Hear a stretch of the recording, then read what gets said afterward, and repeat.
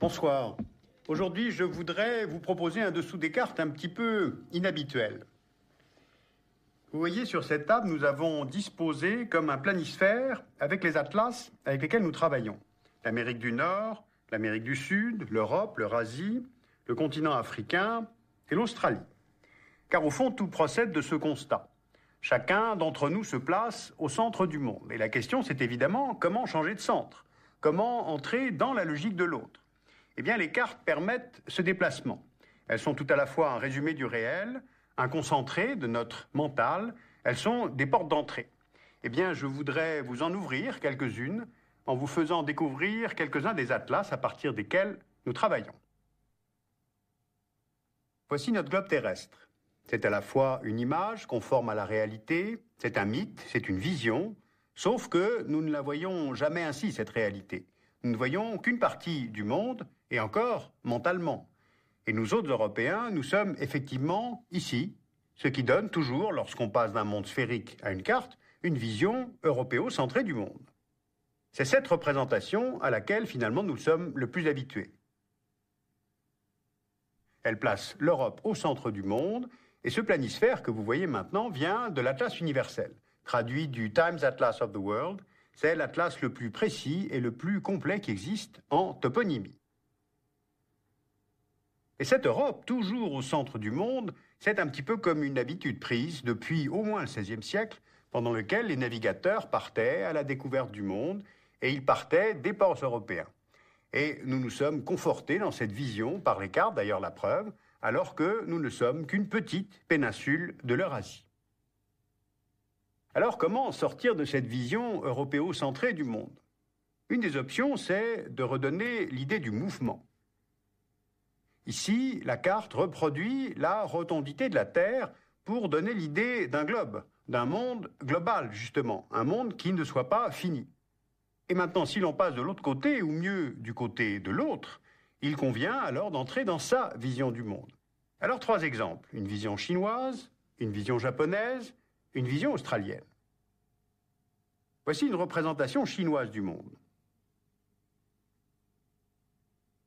On repère tout d'abord l'océan Pacifique, et cela rappelle tout de même que la Chine est riveraine des États-Unis et de l'Amérique latine.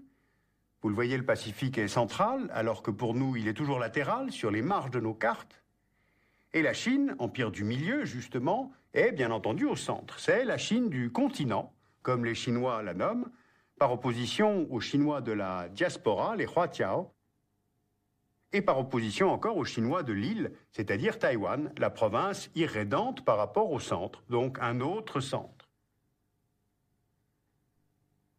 Deuxièmement, voici une vision japonaise du monde. Sur ce planisphère, les Amériques apparaissent 2 fois, à droite et à gauche de la carte. Pourquoi?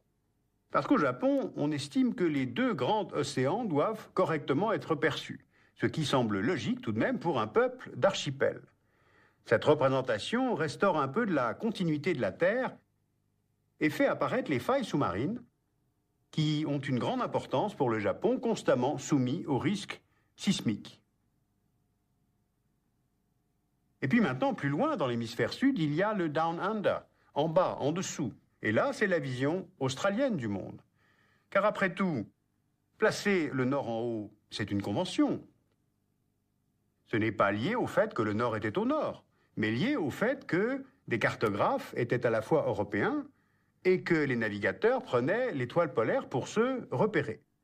Mais à l'heure du GPS, pourquoi donc conserver cette convention? Alors ces cartes montrant la vision chinoise, japonaise, australienne du monde sont tirées d'un atlas très original par ses angles de vision. Il a été édité par Courrier International, ce journal qui propose chaque semaine des traductions en français de journaux de la presse du monde entier. Mais ces autres visions du monde, après tout, sont-elles plus légitimes? Et comment les apprécier si on ne connaît pas leur histoire? Alors, voici justement quelques atlas historiques. Et le premier dont je voudrais vous parler, c'est l'atlas de Duby, qui est publié chez Larousse. Alors prenons dans cet atlas, justement, une carte de l'Europe centrale au XIXe siècle. Elle représente bien ce qu'on appelle les empires centraux, notamment l'Autriche-Hongrie et au sud l'Empire ottoman. On voit bien ici les enveloppes territoriales. Et puis on voit la carte de la formation de l'Autriche, puis de la Hongrie d'aujourd'hui, à la suite du traité de Trianon en 1920. Alors les cartes comparées font apparaître avec une certaine clarté les modifications de frontières, et cela aide à mesurer que nous sommes passés en moins d'un siècle de grands empires multiethniques à la fragmentation des États-nations, puis à des États de plus en plus petits et qui ne sont même pas forcément des nations. Alors ces cartes sont tirées de l'Atlas historique de Georges Duby, qui est à la fois généraliste et sans doute le plus précis de tous sur le plan historique. Alors si on conserve l'idée de ces évolutions en Europe centrale, vous pouvez retrouver cette démarche comparative en langue allemande en consultant l'Atlas historique de Westermann. Il est très complet, là aussi très précis, et doté de nombreux plans de villes. Donc le Westermann en langue allemande. Mais si vous ne cherchez pas une approche généraliste et que vous vous intéressez à une problématique régionale, vous avez d'autres outils disponibles. Et là, je pense à la collection des atlas Sellier. Regardez par exemple une carte de la région de Mésopotamie, qui est devenue la région de l'Irak.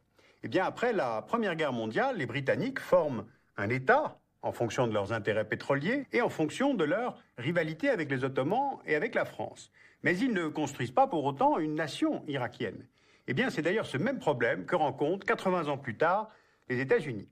Alors, si vous voulez saisir les évolutions historiques de ces peuples, qui sont justement les premiers acteurs politiques, eh bien, je vous conseille cette collection des atlas Sellier, peuples en Asie, peuples d'Occident, peuples d'Asie centrale, et c'est aux éditions de la Découverte. Mais bon, tout n'est pas dans la géographie, tout n'est même pas forcément dans l'histoire. Il y a des problématiques que l'on doit aborder différemment. Prenez la collection des atlas autrement, qui eux sont plutôt thématiques. Regardez par exemple cette carte des pratiques religieuses aux États-Unis, c'est dans un atlas des religions. Alors c'est très intéressant parce qu'on a une vision synthétique d'un pays multiconfessionnel où l'on peut repérer là sur la carte la présence des catholiques, des protestants bien sûr, mais aussi les luthériens, les mormons, les méthodistes. Et on a recensé par cet atlas 1562 religions différentes aux États-Unis. C'est un pays très attaché à la tolérance individuelle et évidemment, cela favorise l'éclosion des religions, mais cela relativise les représentations spatiales de ces religions.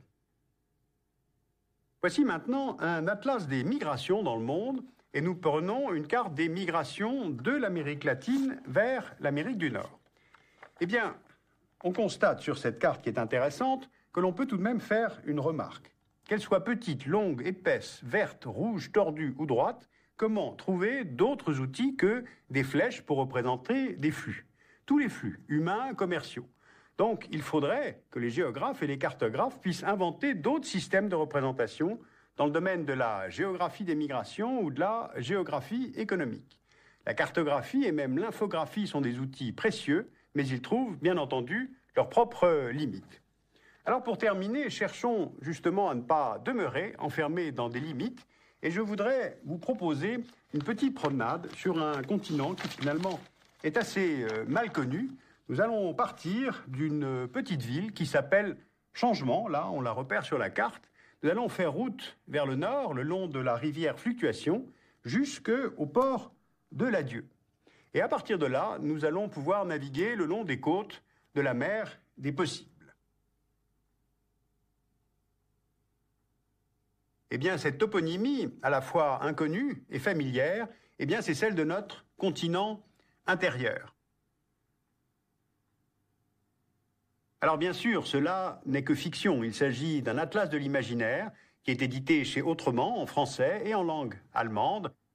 Mais est-ce vraiment de la fiction? Car les cartes ont des magies diverses. Elles ont un grand pouvoir de poésie. Elles nous entraînent vers ce continent de la psychologie humaine. Elle nous projette vers des fragments de réalité et elle nous renvoie bien souvent vers l'histoire de ces hommes qui nous précèdent. Car songez à ce navigateur dont on mesure le trajet réel et le trajet intérieur lorsqu'il découvre et nomme l'île de la Déception, ou bien encore cet autre qui nomme le golfe des Peines, ou bien la province de l'Ultime Espérance.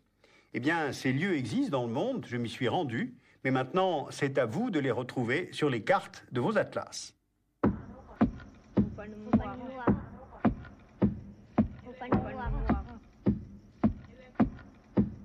Alors de toute façon, nous serons nous-mêmes à l'épreuve des suggestions et peut-être même des critiques puisque un atlas du dessous des cartes sera édité à l'automne 2005. Et puis, vous pourrez trouver sur le site du dessous des cartes des précisions sur cet atlas et sur notre collection de DVD, le dernier publié étant consacré à la géographie impériale des États-Unis.